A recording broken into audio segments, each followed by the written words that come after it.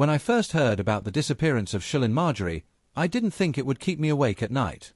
It sounded like so many other missing person cases, a sudden silence, a worried family, and a city searching for answers. But Sherlyn's story was different. The more I learned about her, the more I realized that this wasn't just another disappearance. This was something far darker. Sherlyn was 35 years old, a proud trans woman, a performer, and, according to everyone who knew her, a force of light. She worked as a drag artist in Rio Rancho, a quiet suburb just outside Albuquerque. Onstage, she was radiant. Bright wigs, rhinestones that caught the light, and a voice that could fill a room. Offstage, she was soft-spoken, kind, and fiercely protective of the people she loved. On the night of September 16, 2023, she performed at the Velvet Lounge, a small but lively club known for its drag shows. The night started like any other. Sherlyn's set began around 10:45 p.m. and wrapped up just after midnight. Several friends said she seemed happy, glowing, even. She told one of them she had a surprise planned for next week's show, then left through the back alley around 12:30 a.m. That was the last confirmed sighting of her alive. When Sherlyn didn't return calls or texts the next morning, her best friend, Alexis, tried not to panic. "She's probably sleeping in," she told herself. Sherlyn was known to turn off her phone after long nights of performing. But by the next evening, panic began to creep in. Her phone was still off. No social media activity. No messages. Nothing. By the third day, her family, who lived in Albuquerque, reported her missing. When I first spoke with her sister, Liana, she said something that stuck with me. "Sherlyn doesn't just disappear. Even when she needed space, she always told us. Always." Police began their search the next morning. Flyers went up across the city.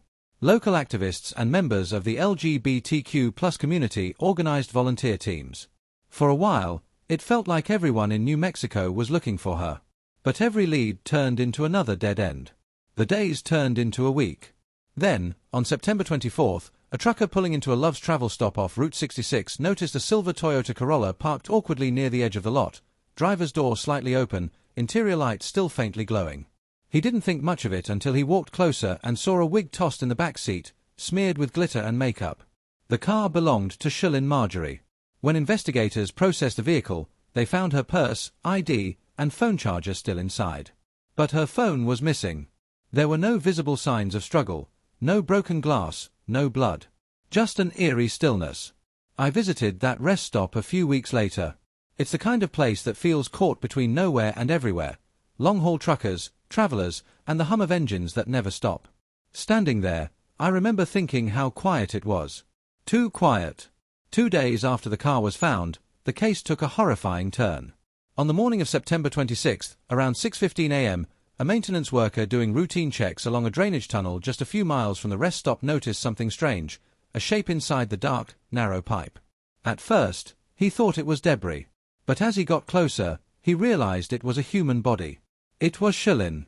Her wrists, ankles, and head were wrapped in red duct tape. The coroner later confirmed she had been deceased for several days. The brutality of it shocked even the most seasoned investigators.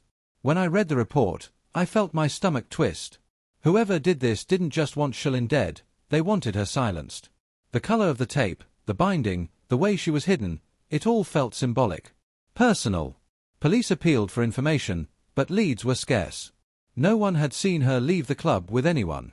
Surveillance footage from the back alley was grainy, enough to show her silhouette, but not the face of the person who might have followed her. A week passed. Then two. The story started to fade from the headlines, and whispers began circulating online. Some claimed Sherlyn had been targeted for being trans. Others speculated it was someone she knew. Her friends refused to let the case go cold. They held vigils, shared her story, and begged for answers. By early October, it seemed like the trail had gone completely cold. But that's when I received a message from a retired detective who had been quietly following the case. He told me there was something odd about the scene, something that didn't sit right with him. He said, "Look at the tape. Look at the color. That's not random." At the time, I didn't understand what he meant. But that single clue, the red tape, would eventually unravel everything we thought we knew about Sherlyn's murder. What started as a tragic disappearance was about to become one of the most disturbing cases I've ever investigated. And the truth was hiding much closer than anyone imagined. The morning after Sherlyn's body was found, the Rio Rancho Police Department held a press conference. They confirmed what many already feared: Sherlyn had been murdered. But what they didn't say was just how strange the details were. The red duct tape that bound her wasn't something found in typical hardware stores. It was a specialty brand, theatrical-grade tape, often used backstage at performance venues for set design or prop binding. When I heard that, something clicked. Sherlyn had been performing at the Velvet Lounge the night she disappeared. Could the killer have been someone from that same scene? Detectives started focusing on the club. They interviewed staff, performers, and anyone who might have crossed paths with her that night. I got permission to speak with a few of them myself. What they told me painted a picture of a woman who was adored, but also one who had recently been afraid. One performer, who went by the stage name Lola Lux, told me that a few weeks before her disappearance, Sherlyn had confided in her. She said someone had been watching her after shows, Lola said. Always in the back. Never clapped. Just stared. That same man, Lola claimed, had been spotted near the alley behind the Velvet Lounge on the night of the 16th. When detectives reviewed the surveillance footage from that area, the image was haunting: a blurred figure in a dark hoodie, standing near Sherlyn's car as she walked out with her makeup bag slung over her shoulder. The timestamp, 12:31 a.m. It wasn't proof, but it was enough to keep the investigation alive. Meanwhile, forensic teams worked through the evidence found in Sherlyn's car. There were no fingerprints on the door handles, wiped clean. But inside the glove compartment, they found something overlooked during the first sweep: a crumpled receipt from a gas station, timestamped 12:46 a.m., just 15 minutes after she left the club. The purchase: a single bottle of water and a pack of cigarettes. Paid for in cash. The location on the receipt: a gas station less than 2 miles from the Love's travel stop where her car was found days later. So the question became, did Sherlyn stop there herself, or was someone else behind the wheel? I visited that gas station. It was small, almost forgotten, the kind of place people drive past without noticing. The clerk who had been working that night was still there. When I showed her Sherlyn's photo, her face fell. "I remember her," she said softly. But she wasn't alone. She described a man, maybe mid-30s, tall, with a small tattoo near his jawline, something like a snake or a ribbon. He paid for the items, while Sherlyn stood behind him, quiet, her head lowered. That single statement changed everything. Police were now looking for an unidentified man with a facial tattoo. The description was vague, but a week later, an anonymous tip came in. Someone matching that look had recently started working at a bar not far from the Velvet Lounge. His name was Evan Cordell. Evan was 36, a former lighting technician with a checkered past. He had previously worked part-time at the Velvet Lounge but was let go after several complaints about inappropriate behavior toward performers, including Sherlyn. When detectives pulled his employment records, they noticed something else. He'd purchased a bulk order of red theatrical tape from a prop supplier just 3 weeks before Sherlyn vanished. It was the first real lead. I remember visiting Evan's neighborhood in Albuquerque. It was run down, quiet. The kind of place where no one asked questions. When police brought him in for questioning, he didn't deny knowing Sherlyn. In fact, he smiled when they mentioned her name. "She was a star," he said. "Everyone loved her. I just helped her shine." He claimed he hadn't seen her since being fired from the club, and that the tape had been for his own side projects. The police didn't have enough evidence to hold him, so they let him go. But something about him didn't sit right. 2 nights later, investigators obtained a warrant to search his small apartment. What they found inside stopped everyone cold. In a corner of the bedroom stood a mannequin, dressed in one of Sherlyn's old performance outfits, a silver sequined bodysuit she'd worn at a Pride show earlier that summer. Around the mannequin's wrists and neck was that same red tape. Evan claimed it was a tribute, but to detectives, it looked like obsession.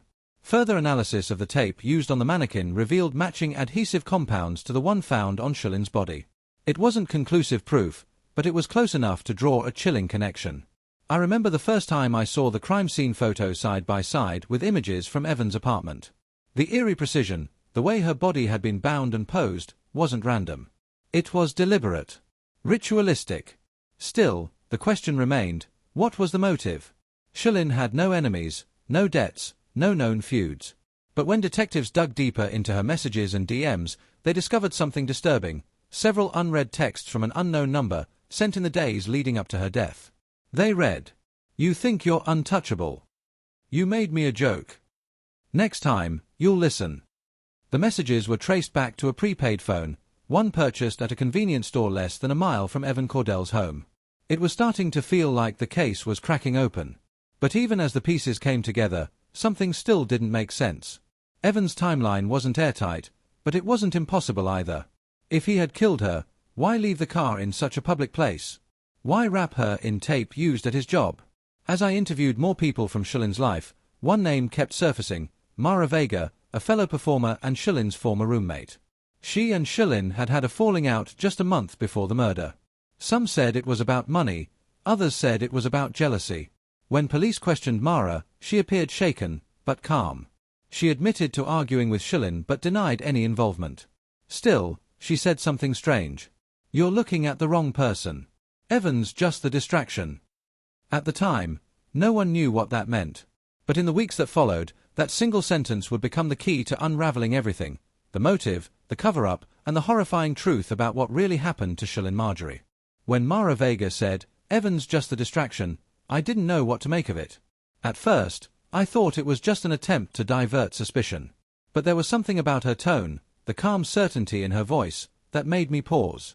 The police, however, had tunnel vision. Evan Cordell was their man. His connection to Sherlyn, the red tape, the mannequin, it was all too strange to ignore. Detectives built their case around him, convinced they were closing in on justice. But when forensic results came back, they told a different story. There were no fingerprints or DNA belonging to Evan found on Sherlyn's body, car, or clothing. The adhesive on the tape matched the brand he'd bought, but not the specific chemical composition of his batch. It was similar, but not identical. It meant one thing: someone else had used the same kind of tape, possibly from the same supplier, to stage the scene. When I brought that up to the retired detective I'd been speaking with, he sighed heavily. If someone wanted to frame him, they knew what they were doing, he said. They didn't just kill her, they built a story around her death. That idea haunted me. I went back to the Velvet Lounge, hoping to talk to more of Sherlyn's circle, people who knew her better than the investigators did. I found Mara again, sitting alone in a booth near the back. The club was empty except for a bartender wiping down glasses. She looked exhausted. When I asked her to tell me what she meant about Evan being the distraction, she hesitated, then glanced toward the stage lights above. Sherlyn was planning to leave, she finally said. Not just the club, everything. She wanted to start a new show, something big, with funding. She had investors. People didn't like that. She wouldn't say who people were, but the implication was clear. Someone within the local entertainment circle had a reason to keep Sherlyn quiet. The next day, I got access to Sherlyn's financial records. Sure enough, 2 weeks before her death, a transfer of $8,500 had hit her account. The sender's name was redacted in the report, but when cross-referenced with her text logs, I noticed something chilling: messages from an unknown contact saved only as M. The last one, sent the night of her disappearance, read, "You don't show up, you don't get paid." Simple as that. I asked Mara if she knew anything about that message. She froze, eyes darting to the door. Then she whispered, "That wasn't me. That was Marcus." Marcus. That name hadn't come up before. He was the club's part-time manager, technically the one who booked performers and handled pay. He'd left town the day after Sherlyn was reported missing, claiming he was visiting family in Arizona. When police finally tracked him down weeks later, he was living in a motel outside Phoenix. They brought him in for questioning. At first, Marcus denied everything. But as the interrogation went on, cracks started to show. He admitted to having a falling out with Sherlyn over money. He'd been skimming tips and charging performers for equipment fees that didn't exist. Sherlyn had found out and threatened to expose him. She even had screenshots of messages proving it. Marcus said he'd begged her not to go public, promising to pay her back. He claimed that was the last time they spoke. But when detectives searched his motel room, they found a duffel bag filled with performance gear, wigs, makeup palettes, stage props, and a partial roll of red theatrical tape. It was almost too perfect. When I looked at the evidence photos later, I couldn't shake the feeling that something was wrong. Everything about Marcus's setup felt staged, placed, almost too neatly. And when I interviewed one of the officers who conducted the search, she told me something that didn't make it into the official report. The call that led us to Marcus came from a burner phone, she said. No caller ID. Just an anonymous tip saying, "Here's your guy." The timing of that call, one day after police released Evan from custody, made my skin crawl. Someone wanted to make sure the case didn't stop with him. Someone was playing chess.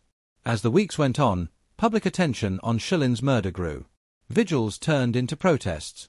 The LGBTQ+ community demanded justice. News outlets began running headlines about the red tape killer. But beneath all the noise, the case was unraveling. A forensic analyst named Carla Ramirez discovered something in the background of one of Sherlyn's social media photos, a reflection in her dressing room mirror from the night of her last show. Standing behind her, blurred but visible, was a familiar face. It was Marcus. That photo placed him at the Velvet Lounge minutes before Sherlyn left, a direct contradiction to his claim that he hadn't seen her that night. When police confronted him with the photo, he broke. But his confession was not what anyone expected. Marcus admitted he'd been there, but he swore he didn't kill her. According to him, someone else arrived shortly after Sherlyn left. Someone who had been texting him under a different name. Someone who promised to handle the situation if Marcus kept quiet. He described a woman, mid-30s, short blonde hair, small tattoo on her collarbone. When I heard that, I felt a chill run down my spine. Because I'd seen that tattoo before, during my first visit to the club. It belonged to Mara Vega. Everything came crashing together. Mara's warning, her vague accusations, her calm demeanor, it wasn't guiltless concern. It was control. When police brought her in again, she was ready for them. She didn't deny knowing Marcus. She didn't even deny being there that night. She just smiled and said, "You think you're close to the truth. But you still don't understand why." As she spoke, her voice was calm, almost rehearsed. The officers said she reminded them of someone who'd been waiting for this moment. When I looked at the file later that evening, I found something buried deep in the evidence logs, a fingerprint recovered from the inside of Sherlyn's car door. It had gone unnoticed for weeks because it didn't match any suspect in the system. But after Mara's arrest, they ran it again. It was hers. And that was when everything, the red tape, the text messages, the gas station footage, started to make sense. Sherlyn's death hadn't been random, and it wasn't the work of a stranger obsessed with her. It was betrayal, carefully planned and brutally executed, by someone she had once called a sister. When detectives sat Mara Vega down for her second interrogation, the atmosphere in the room was tense. The air felt thick, not with fear, but with anticipation. Everyone knew she was the key. The only question left was whether she would open the door. I remember watching the footage later, sitting in a dark room with a small monitor and a cup of coffee that had long gone cold. Mara didn't look like a killer. She didn't fit the part. She sat with perfect posture, hair neatly tied back, a quiet confidence in her eyes. Detective Torres began the questioning gently. "Mara, we know you were there the night Sherlyn disappeared." Mara's lips curled into a faint smile. "Of course I was. I was performing." "You told us you went home after your set," Torres pressed. "But the security footage shows you leaving the club 10 minutes after Sherlyn." "That's a lie." Her expression didn't change. "I went to check on her. She'd been upset. I just wanted to make sure she was okay." Torres leaned in. "Then why was your fingerprint inside her car door?" For the first time, Mara blinked, slowly, as if buying herself time. Then she exhaled. "Because she let me in." That line chilled me. The calmness in her voice wasn't guilt, it was control. As the interrogation continued, her story began to unravel. She admitted that she and Sherlyn had argued the week before about money. Sherlyn had been planning to start her own show, The House of Marjorie, and had lined up several sponsors, including one that used to support the Velvet Lounge. Mara felt betrayed. She'd helped Sherlyn rise in the scene, taught her how to perform, how to command a crowd. And now, Sherlyn was leaving, taking everything with her. In Mara's eyes, it wasn't just business. It was personal. But what truly set her off wasn't the show. It was a video, one Sherlyn had posted privately to a group chat among friends. In it, she joked about cutting ties with toxic people and said, "Some folks think they made me, but baby, I built myself." That video was leaked, and Mara saw it. According to her confession, she confronted Sherlyn after the show on September 16th. They argued behind the club, near the alley. Witnesses later recalled hearing raised voices, but no one thought much of it at the time. Mara said she followed Sherlyn when she left, intending to make her listen. But things escalated. Sherlyn stopped at a gas station for water. Mara followed. When Sherlyn refused to talk, Mara snapped. She grabbed her arm, trying to force her back into the car. Sherlyn fought back, scratching Mara's face in the struggle. That's when Evan Cordell, the lighting technician and Mara's former boyfriend, appeared. Mara claimed it was coincidence. But investigators didn't believe that. Evan had been obsessing over Sherlyn for months, jealous of the attention she received. He and Mara had reconnected recently, sharing drinks and grievances about Sherlyn's success. Together, they'd hatched a plan to scare her, to remind her where she came from. But the plan spiraled out of control. Evan overpowered Sherlyn, using tape from his car trunk to bind her. Mara said she thought it was just to frighten her, to make her apologize. But when Sherlyn stopped moving, panic set in. "It wasn't supposed to happen like that," Mara whispered in the footage. "She was supposed to wake up." After realizing what they'd done, they drove Sherlyn's car to the Love's travel stop and abandoned it. Evan, desperate and angry, wanted to flee. Mara convinced him to let her fix things. The next morning, she returned to the site with a flashlight and dragged Sherlyn's body into the drainage tunnel. The red tape, the same kind she'd used countless times backstage, became a macabre signature, sealing not just Sherlyn's body, but her silence. Listening to that confession, I felt an ache in my chest. This wasn't a random act of violence. It was envy, pride, a fragile ego tearing apart what it claimed to love. After her arrest, Mara tried to paint herself as a victim, manipulated by Evan, pressured by circumstance. But when detectives checked her messages, the truth surfaced. She had texted Evan 2 days before the murder. "If she walks away, we both lose. I'll make sure she stays." That was the line that destroyed her defense. Evan, meanwhile, was found hiding in a friend's trailer outside Santa Fe. When confronted with Mara's confession, he broke down. His version of the story matched hers in some details, except for one crucial difference. He said Mara was the one who tightened the tape around Sherlyn's neck. "She just stared at her," Evan told detectives, shaking. "Like she wanted to see her fade." Whether that was true or a desperate attempt to shift blame, no one can say for sure. But forensic evidence supported part of his claim. The positioning of the tape and the compression marks indicated deliberate pressure. When I spoke with one of the forensic examiners, she told me quietly, "It was personal. You could see it in the way she was bound. Whoever did this wasn't just killing, they were punishing." The trial that followed captivated the entire state. LGBTQ+ organizations filled the courtroom, holding candles and wearing pins with Sherlyn's name. News anchors called it a tragedy born from jealousy. During her testimony, Mara remained eerily composed. When the prosecutor asked why she didn't call for help, she answered, "Because no one ever helped me." In that moment, I realized that for Mara, Sherlyn represented everything she wasn't: beauty, success, acceptance. And in trying to destroy Sherlyn, she'd only revealed the emptiness inside herself. Evan received 25 years for second-degree murder. Mara Vega was sentenced to life without parole.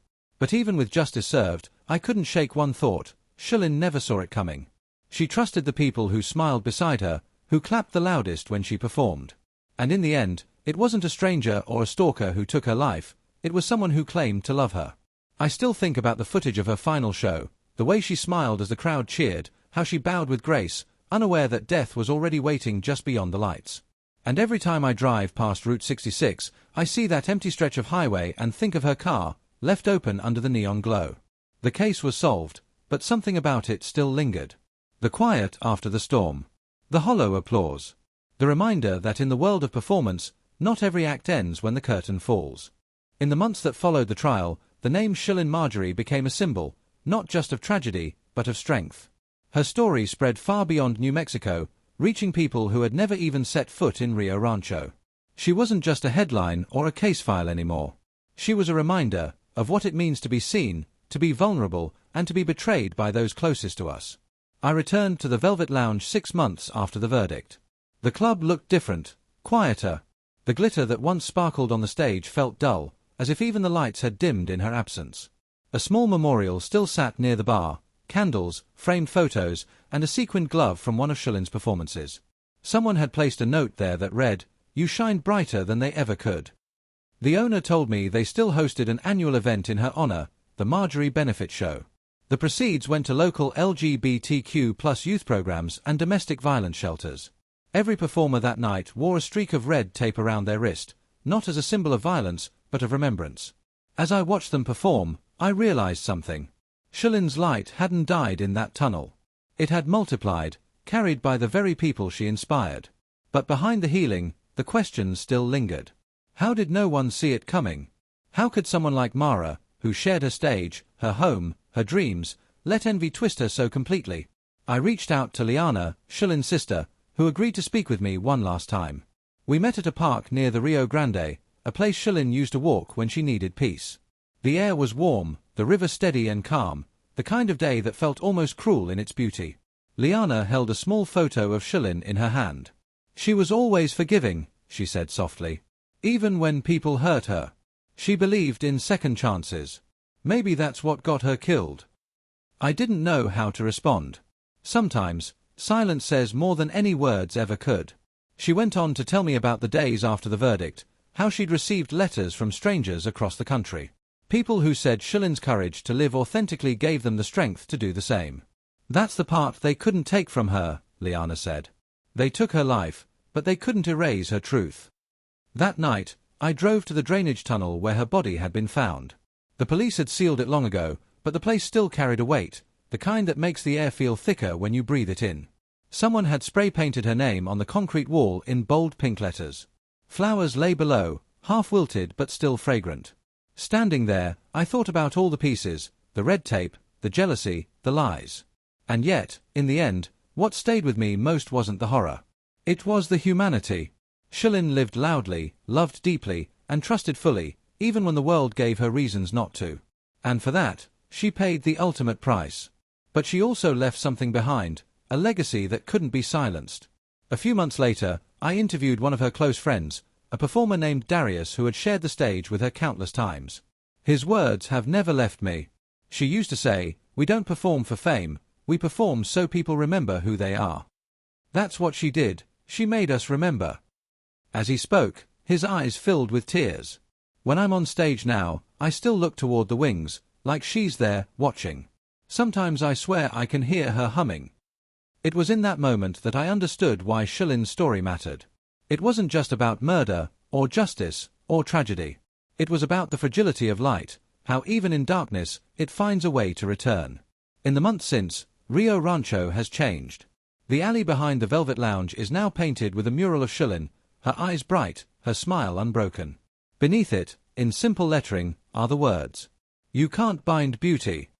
Every time I visit, there are new candles, fresh flowers, handwritten notes. Her story became more than a case, it became a testament to resilience. As for Mara Vega, she remains in a state penitentiary, serving life without parole. In rare interviews, she still claims she didn't mean for it to happen. But the cold truth is, intent doesn't erase consequence. Sherlyn's absence is permanent. Evan Cordell, now years into his sentence, has expressed remorse. He told investigators he dreams of her often, of that night, of her face, of the silence that followed. But remorse doesn't undo what's done. For me, this case will always be one of the hardest I've ever covered. Not just because of the brutality, but because of the betrayal. It's one thing to be killed by hate, another to be killed by love warped beyond recognition. Sometimes, when I'm alone in the editing room, reviewing the old footage, I pause on a still frame, Sherlyn mid-performance, eyes closed, smiling. There's so much life there, frozen in time. And I wonder if, in that moment, she had any idea how deeply she'd be missed. Because even after all the facts, the evidence, the verdict, one truth remains, Sherlyn Marjorie mattered. She mattered to her family. She mattered to her community. And she matters still, to anyone who's ever dared to live authentically, even when the world tried to make them smaller. In the end, Sherlyn's story isn't just about how she died. It's about how she lived. And though her voice was stolen, her truth still echoes. In every song, every performance, every person she touched.